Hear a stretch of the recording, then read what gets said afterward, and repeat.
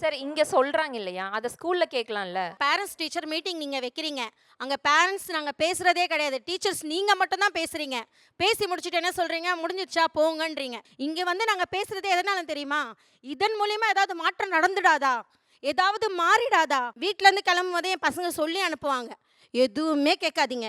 ஏதாவது கேட்டாங்கன்னா தலைய மட்டும் ஆட்டிட்டு வந்துருங்க. நீங்க கேட்டு வந்துருவீங்க. அதுக்கு பிறகு எங்கள வச்சு செய்வாங்க. இப்ப என் பிள்ளைங்க என் கூட இருக்கிறத விட ஸ்கூல்ல தான் அதிகமா இருக்காங்க. எங்களுடைய பெரிய ஆசை நீங்க என்ன நினைக்கிறீங்க? எங்களுடைய பிக்கஸ்ட் ட்ரீம் என்னவா இருக்கும்னு நினைக்கிறீங்க?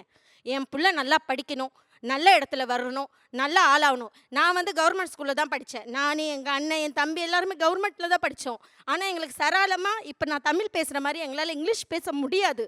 அந்த ஒரு காரணத்துக்காக தான் என் பிள்ளைங்களை எடுத்துகிட்டு வந்து நான் ப்ரைவேட்டில் எடுத்துகிட்டு வந்து தள்ளினேன். ஆனால் உங்களுடைய மென்டாலிட்டி எப்படி தெரியுமா?